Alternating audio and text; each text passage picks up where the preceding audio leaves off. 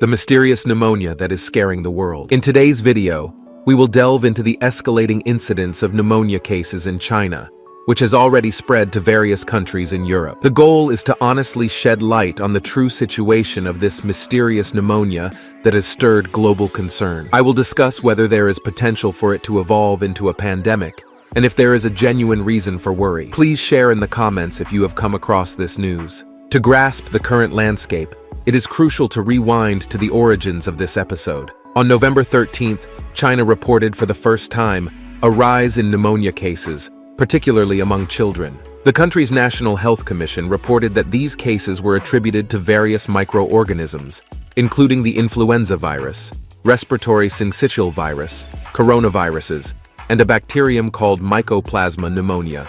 Up to that point, Chinese authorities did not view the situation as abnormal, considering it was a colder season, and the country was gearing up for its first winter without COVID-19 restrictions. However, concerns escalated as the spread of these cases to other countries, especially in Europe, raises questions about the nature and dissemination of this phenomenon. Given this scenario, it is crucial for us to better understand the evolution of these events and stay informed about preventive measures and the potential implications of this situation. The emergence of news about a respiratory disease outbreak in China became a media highlight, drawing attention to an alleged mysterious pneumonia and sparking speculations about a new pandemic. This narrative creates a perfect formula for sensationalistic news. While it is understandable that information about an increase in pneumonia cases gains prominence after the experience with COVID-19, it is crucial for us to learn to discern between sensationalism and relevant news. The World Health Organization, WHO, is aware of this dynamic and has been monitoring the increase in pneumonia cases in China since October, even before the information became public. China has one of the world's most advanced respiratory disease monitoring systems. Given its vast population of over 1 billion people, the likelihood of outbreaks is high, justifying rigorous surveillance both by China and the World Health Organization. In addition to China's internal surveillance systems, the World Health Organization uses a news monitoring system known as PROMED, Program for Monitoring Emerging Diseases. This system provides near real-time access to local news, allowing the organization to be aware of epidemiological events worldwide. This monitoring covers a wide range of infectious diseases, from diarrhea outbreaks in rural Nepal to increases in herpes cases in New York. The situation becomes even more intriguing when you observe the quantity of news about new outbreaks reported daily on PROMED, reflecting the complexity and frequency with which events of this nature occur globally. It's important to note that, upon accessing this site, some individuals may feel apprehensive or even alarmed given the diversity of information about infectious diseases worldwide, isn't it? On November 22nd, the PROMED system detected alarming news about pneumonia cases in 2 Chinese provinces, Beijing and Liaoning, located over 600 kilometers apart. This spread seemingly indicated an epidemic scenario, since the cases were not confined to one region, but were spreading across the country. Reports highlighted hospitals overwhelmed with children, and some schools even canceled classes. Faced with this situation, the World Health Organization decided to request a more in-depth assessment of all pneumonia cases in the preceding months to confirm or rule out the possibility of an epidemic. On November 23rd, the results were disclosed. Mycoplasma pneumonia, a bacterium causing outbreaks in children since May, and respiratory syncytial virus, adenovirus, and influenza, present since October, were identified as responsible for the pneumonia cases. All these microorganisms were known, ruling out the presence of unknown pathogens. The current conclusion is that the situation does not involve a new microorganism, and everything indicates that it will remain so.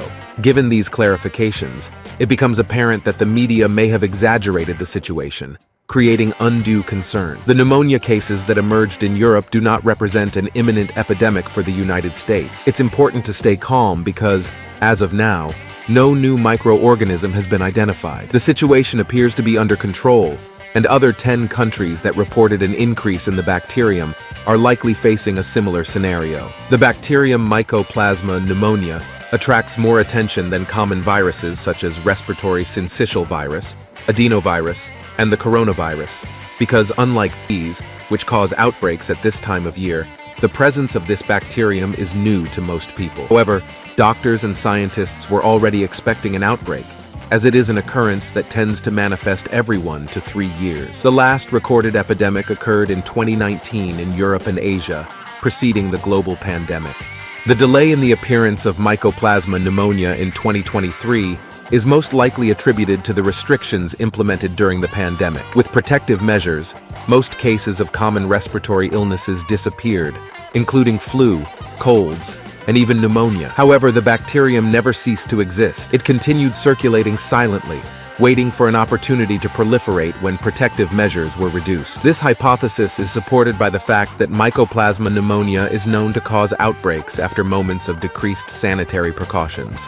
The bacterium in question can result in mild infections that resolve on their own, but it can also lead to severe cases of pneumonia, especially in children. Some characteristics of this bacterium provide clues as to why it is becoming more prevalent now and being detected in various countries. One relevant characteristic is the extended time it takes to multiply, which may contribute to its persistence and spread in a broader population. This peculiarity means that between the initial contact with Mycoplasma pneumonia and the onset of symptoms, weeks or even months may pass in some cases. The bacterium can settle in the deeper parts of the lungs, but due to its slow growth, it doesn't attract the attention of the immune system. In a condition known as walking pneumonia, individuals can move around without obvious symptoms, contributing to the spread of the bacterium, even though they have a pneumonia condition in the lungs, detectable only through exams like X-rays. It's essential to emphasize that the fact that China detected the first cases does not necessarily indicate that the outbreak originated in the country. It's possible that it originated months earlier in Europe, and the initial detection in China may be attributed to its large population concentration and advanced respiratory disease monitoring system. Another crucial aspect to understand why this bacterium is unlikely to cause a pandemic is that Mycoplasma pneumonia is different from most bacteria in that it lacks a cell wall protecting its interior. This characteristic makes it vulnerable, as it dries out and dies quickly when in contact with surfaces. For transmission to occur between people, close contact between an infected person and a healthy person is required, allowing the inhalation of droplets containing the bacterium. This limiting factor significantly reduces the potential for widespread dissemination. Indeed, this detail reinforces the hypothesis that the increase in cases is related to the cold weather in northern countries, where people tend to gather more indoors. There doesn't seem to be evidence that the bacterium has a significant transmission advantage that would enable it to escalate to a pandemic. Moreover, it is observed that most cases occur in children, with no significant reports of severe cases in adults, suggesting that the bacterium may have spread in enclosed environments, such as classrooms. There are no indications of efficient transmission among adults, thus reducing the risk of a pandemic. Given these considerations, there seems to be no reason for major concern. The outbreak of pneumonia in children does not appear to have the potential to become a pandemic, especially considering the slow growth of the bacterium and the need for close proximity for transmission. Concluding, most of the contributing viruses were already expected for this time of the year, and the responsible bacterium seems not to have characteristics that make it highly transmissible on a large scale. Thus, in the presented opinion, the media may be exaggerating in their approach to the issue. However, there is one last detail of concern that will be addressed now. But before that, your reaction to the video is essential, so be honest. Did you feel more at ease after watching this video? Now, it is crucial to address what truly deserves our attention. While Mycoplasma pneumonia may not seem poised to become a widespread pandemic, it is a bacterium capable of causing severe pneumonia, especially in children and the elderly. Therefore, even if the increase in cases does not lead to a widespread pandemic, it is important to be alert to flu-like symptoms, such as sore throat, fatigue, fever, persistent cough for several days or weeks, and headaches. If you observe such symptoms in a vulnerable person you know, it is crucial to take them to the doctor. The good news is that the vast majority of pneumonia cases caused by Mycoplasma pneumonia can be treated with antibiotics. However, like any bacterium, it is susceptible to developing resistance. The uncontrolled use of antibiotics without medical guidance, coupled with their use in livestock and the improper disposal of these medications, has contributed to the global increase in cases of bacterial resistance. There are already cases of Mycoplasma resistant to antibiotics in regions such as mainland China, Taiwan, and Japan, and it is likely that other parts of the world may also face this challenge, even if it is not currently detected. Therefore, The message here is not to panic, but to be aware and act responsibly. The proper use of antibiotics, appropriate disposal of these medications, and vigilant monitoring of symptoms are essential measures to address this public health challenge. Staying informed and adopting responsible practices are the best ways to contribute to the control of these infections. Entering into panic is never a productive response, but to protect oneself, the usual recommendations are valuable and aligned with the guidelines of the World Health Organization for all respiratory illnesses. This includes 1. Avoiding going out if experiencing symptoms. 2. Avoiding close contact in large gatherings. 3. Increasing ventilation in environments. 4. Washing hands thoroughly. And 5.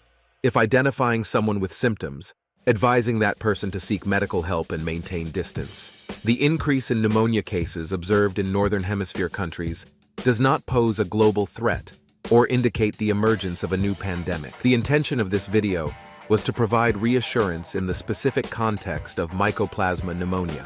However, it is crucial to be aware of another bacterium that causes pneumonia and has already reached the United States, being resistant to most antibiotics. Take care, stay vigilant against sensationalistic news, and see you in the next video. Goodbye.